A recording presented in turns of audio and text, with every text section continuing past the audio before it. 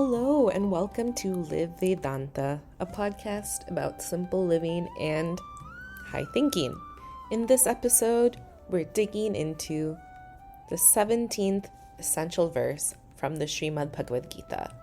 In chapter 5, verse 18, Shri Krishna reveals the sign of one who has practiced the path to self-knowledge, humility, and the vision of equality. By seeing beyond names and forms and focusing on the essence, we can treat everyone equally and live anchored in the truth.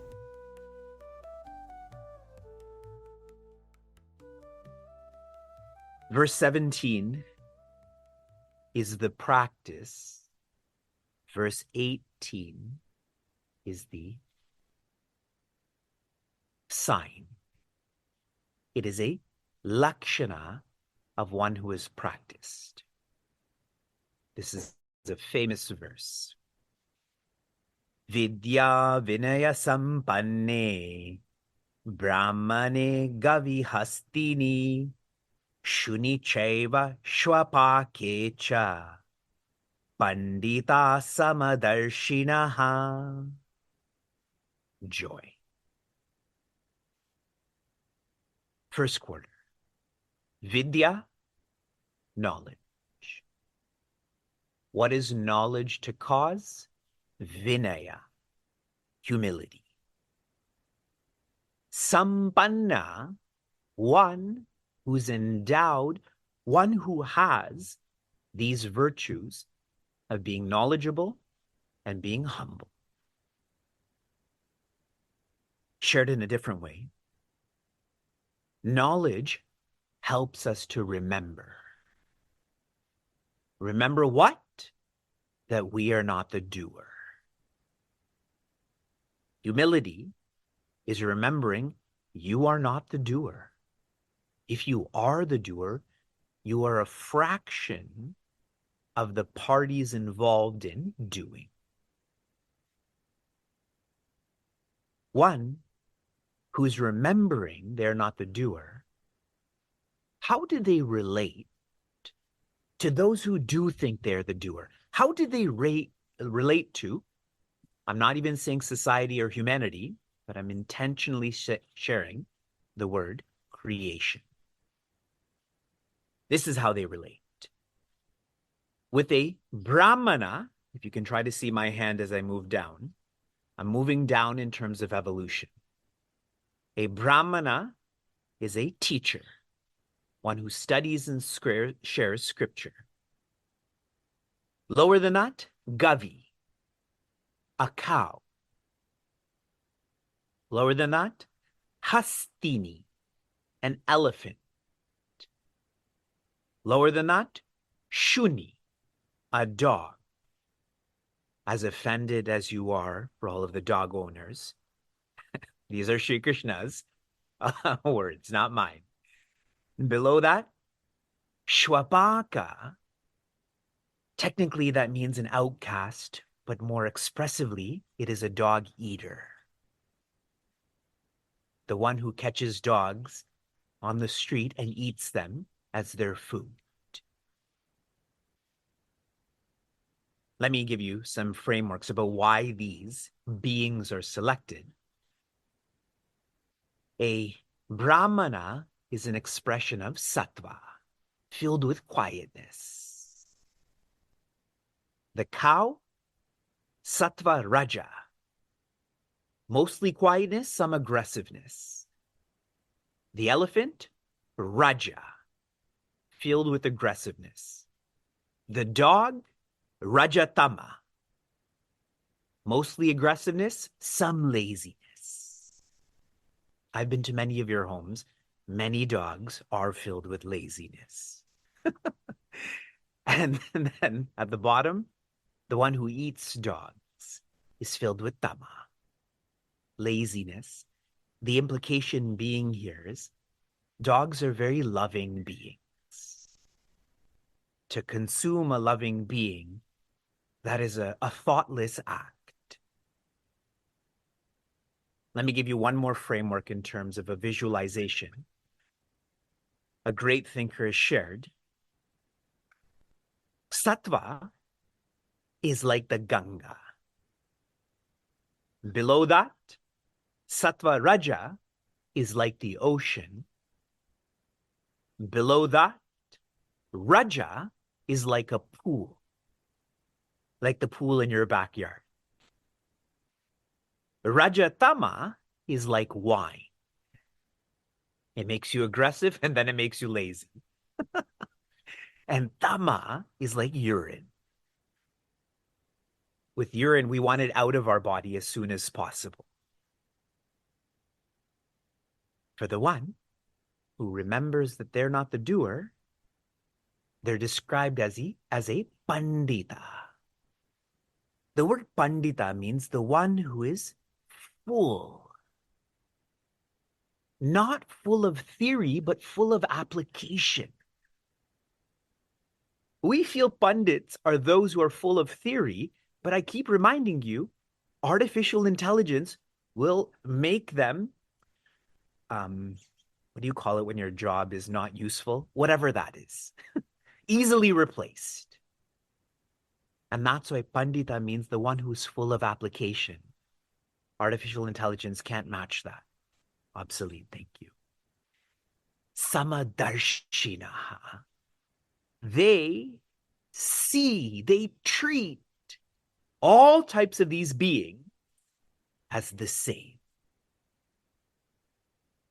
Their eyes see the difference between a Brahmana and a dog eater, but they have the vision that all are equal.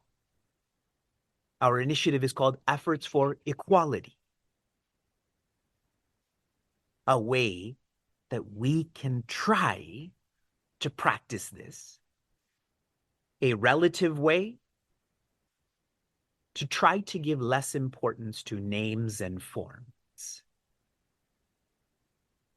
Why I gave you that second visualization, they're all expressions of water. Urine, wine, pool, ocean, Ganga are all expressions of water. To be less emphatic about names and forms, now here's a more tactile way. In our class on Sunday, I had asked everyone to come up with the most effective way to live acceptingly, and I had shared my way that I try is to feel the creator in creation. I tried to feel the snow, the birds, you, Zoom, people who don't like me. I tried to feel the creator in them rather than them as creation. This helps me to be accepting so that I can raise myself to treating them equally.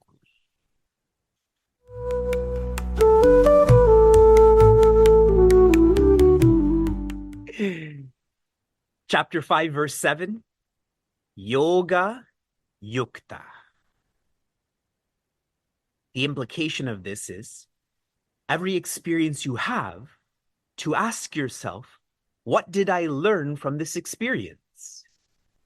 Painful experiences, pleasant experiences. What did I learn? Verse 17, Tat Buddhaya. These are the first words of these verses. When one learns from every experience, eventually they learn they are joy. This learning is not about the context. This learning is about the content. Verse 18. I'm shifting from the first two words to the last two words. Shri Krishna shares, Samadarshina.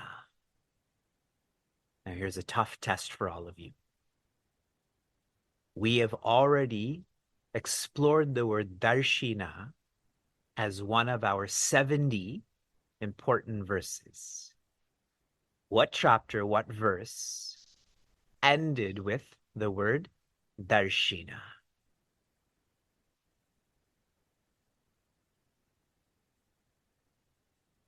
Narada Bhakti Sutra, we had our test.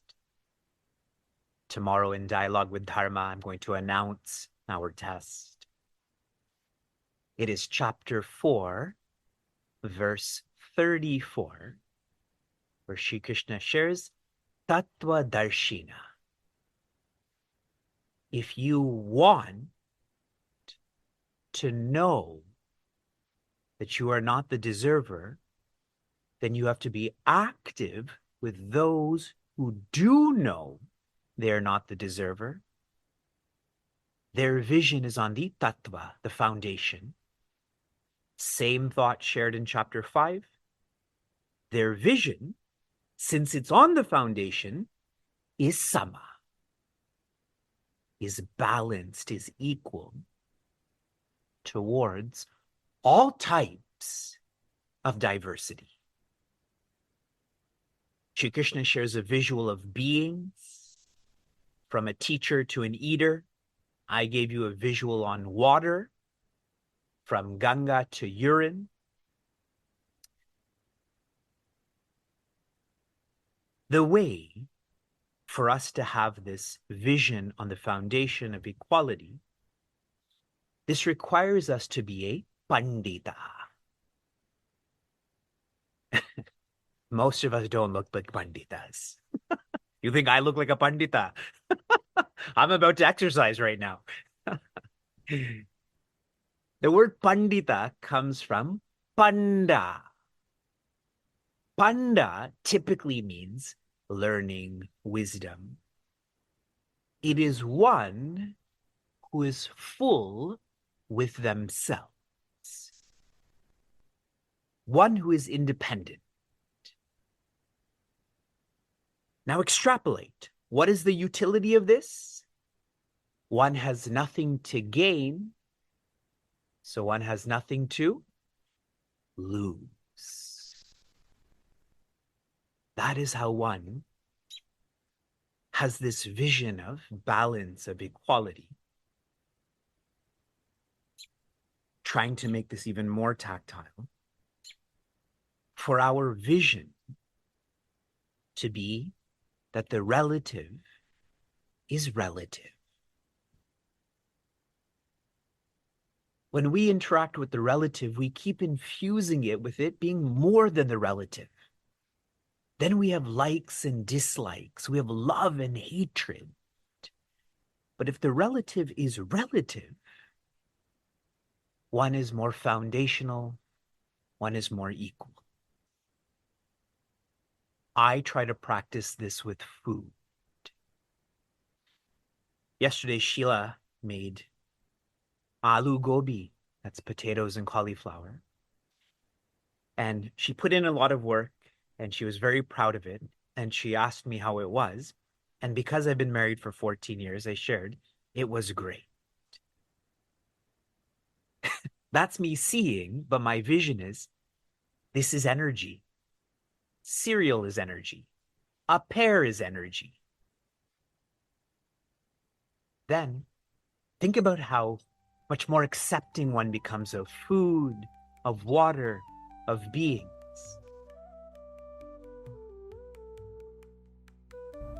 If you've enjoyed this episode, share it with a friend. You can follow us on Apple Podcasts, Spotify, and of course on the Simplecast browser. This whole season of Essential Love is accompanied by an ebook by the same name. You can check out our show notes about how you can download the Essential Love ebook, which includes tools for deeper reflection on each of the verses. They go hand in hand. You can find all of this and more at chinmayaniagara.com. Until next time, inspire, love, be.